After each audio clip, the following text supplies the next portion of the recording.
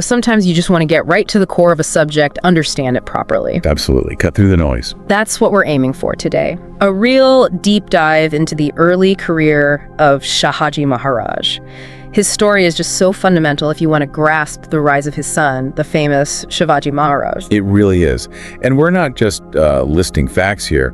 We're looking at historical accounts to understand Shahaji's first moves, the whole political scene back then. And the strategies he used, right? Which, as you said, had this huge downstream impact. Exactly. Huge impact. We all know Shivaji, this incredible figure who built an independent kingdom.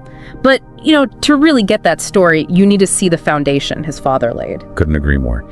So let's set the scene. There's this big treaty with the Mughals, and Shahaji finds himself, shifting sides. He enters the service of the Adilshahi Sultan of Bijapur. A major change for him. Now, he lost some land he held before, but crucially, he kept control of Poona and Supa. These were his jahgir lands, now under Bijapur. And those jahgirs were significant, like mini governorships, really. Yeah. Lots of power, revenue collection. Yeah, and to manage them, he had this capable minister, Dadaji Kondadev, a Brahmin administrator. Right, Dadaji Kondadev. And he also had his own cavalry force. He did, yeah, commanded by an Abyssinian officer named Hilal. So think about his position. A guy with his track record, his reputation, suddenly having to navigate a whole new power structure in Bijapur. And losing those previous jahgir lands, that must have been a pivotal moment, made the move to Bijapur absolutely critical. It seems Bijapur saw his value straight away, though. They did. He got this really honorable welcome from the Sultan, the court, including a key figure, Randullah Khan. Yeah, Randullah Khan, important statesman. Apparently, they saw bringing in someone with his military background and experience as a real win for the kingdom. That warm welcome says a lot about his standing even before joining them. And, it didn't take long for him to prove them right. No, it didn't. One of his first big contributions was helping sort things out in the region between the Bhima and Nira rivers. The area they'd just gotten from the Mughals. Exactly. And Shahaji knew that district inside out. His knowledge was incredibly useful to the Bijapur general there. Makes sense. Local knowledge is key. And here's where it gets really interesting. The governor in that region was apparently super impressed with Shahaji. Not just his fighting skills, but his political smarts too. Ah, so more than just a soldier. Right. They actually became close friends. And when the governor went back, he sang Shahaji's praises to the Sultan. Said he had amazing talents, war and peace, diplomacy. And urged the Sultan to reward him. Yeah, basically said, give this guy some royal favors. He's earned it. That early recognition is so important. It shows he had that broader understanding of how things worked. Governance. Not just battle tactics. Definitely set him up well within the Bijapur court, helped him gain influence. And speaking of gaining favor, there's that brilliance story, isn't there? About the elephant? Oh, yes. The elephant weighing incident. Really shows his cleverness. So the Bijapur army, under Murapant, is marching towards Dolatabad. Which Shahaji had suggested, by the way. Right. And there's a solar eclipse. Murapant, being religious, wants to do something charitable. Weigh his elephant against silver, donate it to Brahmins. A great idea in theory, but how do you actually weigh an elephant back then? Exactly. No giant scales lying around. Yeah. It's a fascinating practical problem. Nobody could figure it out until Shahaji comes along with this. Well, it sounds simple, but it was genius. And the boat idea. Yes. Put the elephant on a boat, mark the water level, take the elephant off, then load the boat with stones until it sinks to that exact same mark. And then you just weigh the stones. Brilliant. Simple physics, applied perfectly. It really shows that sharp analytical mind, not just brute force. And Murapant was blown away, right? Called it a simple expedient. Totally impressed, gave Shahaji huge respect for that. And yeah, he went ahead and gave land worth the silver's weight to the Brahmins. A great story. Really highlights his ingenuity. So he's made his mark. Next up, his service takes him south to the Karnatic region. Right.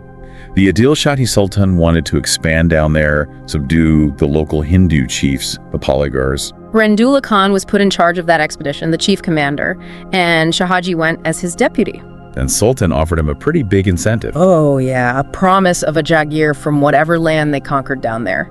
That Karnatic campaign was a huge deal for Shahaji. It wasn't just about fighting, it was a chance for real personal gain, more power through that promised jahgir. And he didn't hold back. The accounts say he showed enthusiastic cooperation. He really dove in. Yeah. Over the next, 2 or 3 years, they fought a lot of battles against those polygars. There's mention of someone called Raya Rayal. Possibly a descendant of the old Vijayanagara royals, trying to reclaim influence.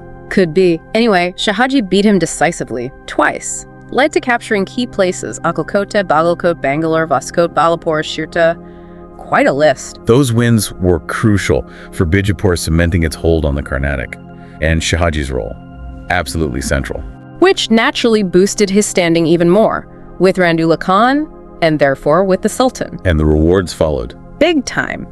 Initially, he got those conquered provinces as his jahgir, but later it expanded even more. Places like Ratanpur, Deogad, Kanagiri, Rajdurg in the Karnatic. Plus more lands back in Maharashtra too. Yep, Indapur, Baramati, Malval as Jagirs, and even the Dashmukhi rights, like revenue collection rights, for 22 villages near Karhad. Wow. So at this stage, he's built up a really substantial power base within the Bijapur Sultanate. Absolutely. And getting appointed governor of the Karnatic, that just shows the immense trust the Sultan placed in him. A huge responsibility, though. Yeah. Governing newly conquered territory is never easy. Bound to be unstable. For sure. His main job was establishing order, setting up administration, and apparently he nailed it. He managed to quell the unrest. Yeah, and he put in a new revenue system, one that supposedly worked well for both the locals and the Bijapur treasury. Interesting. And how did he manage the admin side? He brought in experts, Brahmin finance clerks, called Karkuns from Maharashtra, to handle the money side of things. Smart move. Bringing in people he knew and trusted.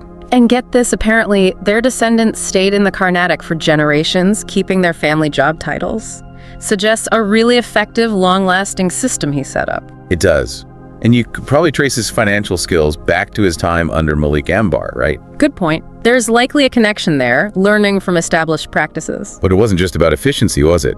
He also tried to win over the local population. He did. The sources say he deliberately tried to cultivate their love and friendly sympathy. Which sounds like more than just good governance. It sounds strategic. Maybe laying groundwork, building a loyal local base. It certainly hints at a longer game. Not just being Bijapur's governor, but maybe positioning himself. He initially set up shop in Bangalore, but once things calmed down, he moved his main base to Balapur. Makes sense. Secure the region first. And his ambitions didn't stop at the Karnatic borders, it seems. He then gets involved further south. The Tanjore situation. Right. He allies with the Raja of Trichinopoly against Vijayaraghav, the ruler of Tanjore. And Trichinopoly Raja offered serious money for his help. 5 lakhs of rupees plus spoils of war, a hefty sum. So this was Shahaji expanding his influence again, kind of acting on his own initiative, though maybe with Bijapur's okay. It seems like it. And the campaign against Tanjore, total success. Vijayaraghav was defeated, killed, Tanjore fell. Huge amounts of treasure found there. But then Shahaji makes a bold move. Very bold. Instead of handing Tanjore over to his ally, the Raja of Trichinopoly, as planned, he decides to keep it for himself. Wow. That must have gone down well. Predictably, no. The Raja of Trichinopoly was furious, declared war on Shahaji.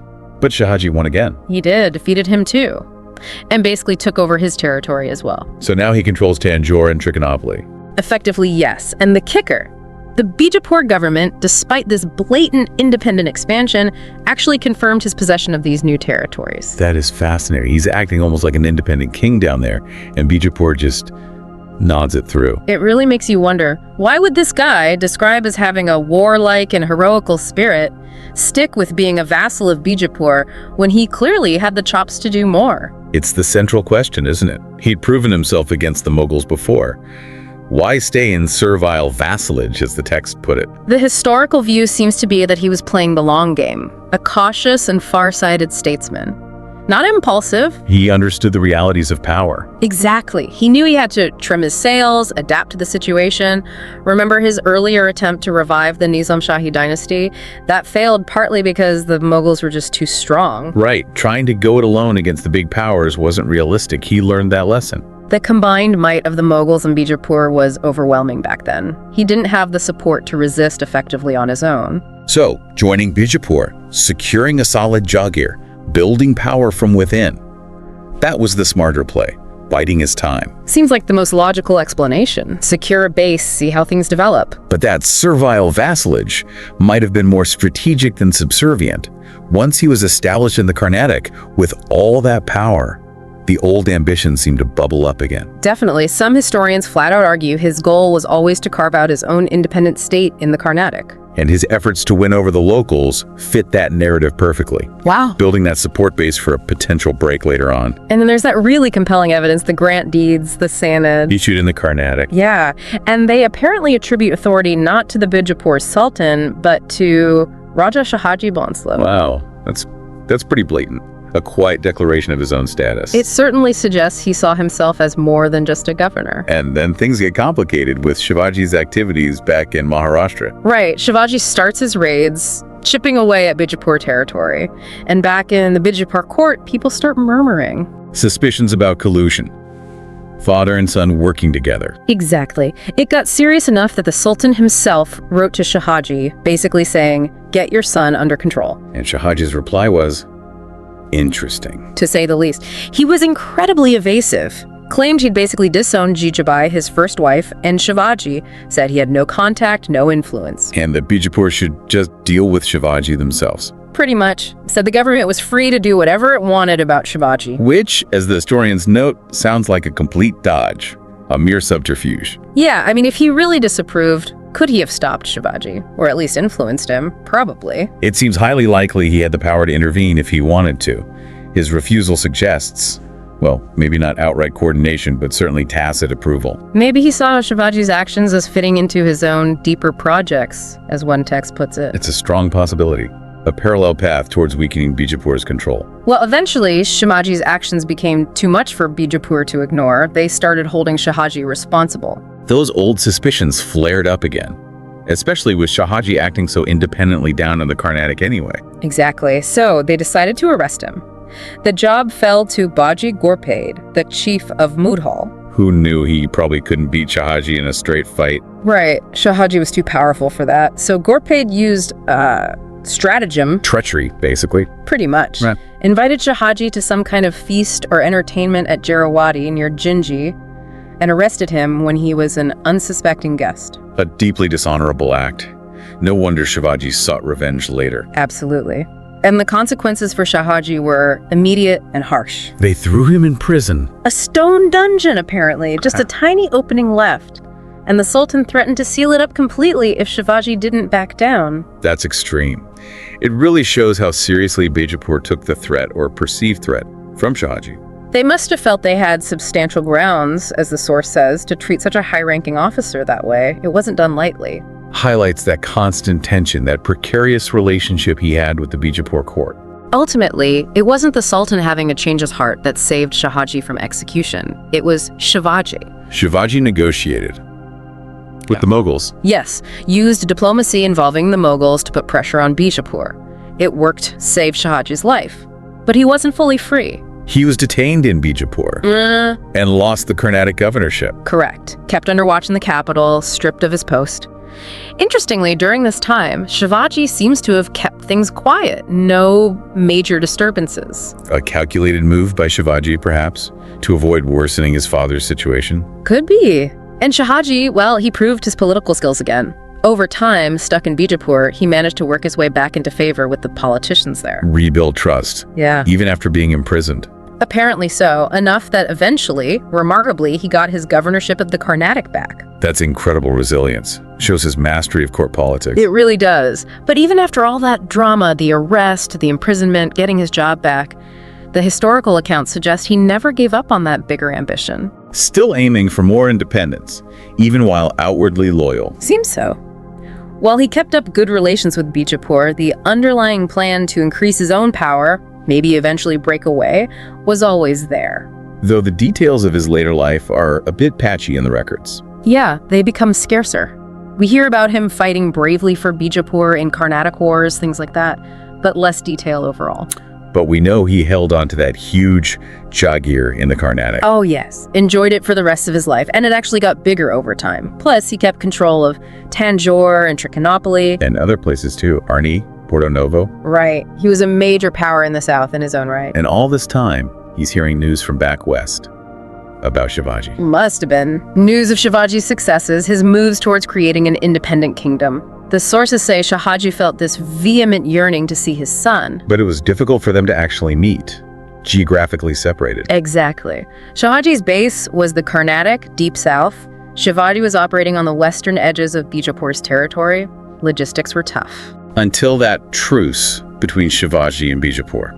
Right. That created an opportunity. Shahaji got permission from the Sultan to visit Maharashtra. But with conditions attached. Strict conditions. He had to promise to return to the Karnatic afterwards, and critically, not to join forces with Shivaji. A tough choice for him, seeing his son versus potentially losing everything he'd built in the Karnatic. And in the end, he chose to go back south. The pull of his possessions and position there was too strong. Understandable given how much he'd invested there. Tragically, he didn't live much longer after that visit. His death was, well, sudden and accidental. A hunting accident. Yes, near a place called Bandakir. He was chasing a hare, his horse's hoof got stuck in a crack in the ground. Both went down. And he was kicked by the horse. Fatally kicked, yes. A really unfortunate end. He was 70 years old. This was January 1664. And his son Venkoji took over his position in the Carnatic. He did, performed the funeral rites, and the Sultan officially confirmed him as his father's successor, sending condolences and robes of honor. They even built a tomb for Shahaji there. Yes, at the spot where he died, and allocated village revenues to maintain it. Shows the respect he still commanded. Now, just to quickly cover his family, he had 3 sons we know of. Sambhaji, the eldest, from his first wife, Jijabai, born in 1623. Right.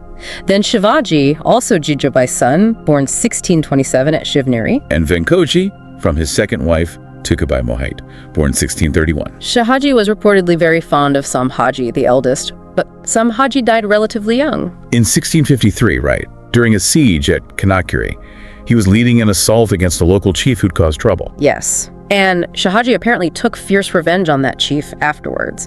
There was also some hidden anger towards Afzal Khan, who had secretly helped that chief. But Shahaji kept that anger in check, didn't act on it. Seems that way. Again, maybe showing that caution. And we know Jijabai was left at Shivneri Fort for safety during turbulent times earlier on. And Tukabai and Venkoji lived in Chanawar, down south, after Shahaji conquered it. There's also that bit of advice Shahaji gave Venkoji, is there, after Venkoji had visited Shivaji. Yes, quite revealing. He told Venkoji to look after the family, govern well, but he also acknowledged Shivaji's ambition. Said Shivaji might become the protector of the whole family line. While also reminding Venkoji that they shared the inheritance, the jahgir in the south, a complex family dynamic. Definitely. So, wrapping up Shahaji's early career, what are the big takeaways? Well, you see this incredibly sharp political mind, a brilliant general, a skilled administrator, someone who could navigate the treacherous politics of the Deccan like few others. He built up immense power, huge territories, all while technically serving Bijapur. But underneath that service, there's this constant thread of ambition, this drive for more autonomy, which arguably finds its ultimate expression through Shivaji. His journey wasn't just about serving, it was about cleverly advancing his own position. And for anyone listening, understanding Shahaji is just so crucial for understanding Shivaji. It paints the picture of the world Shivaji emerged from, the alliances, the rivalries, the ambitions. And it's genuinely surprising sometimes, isn't it?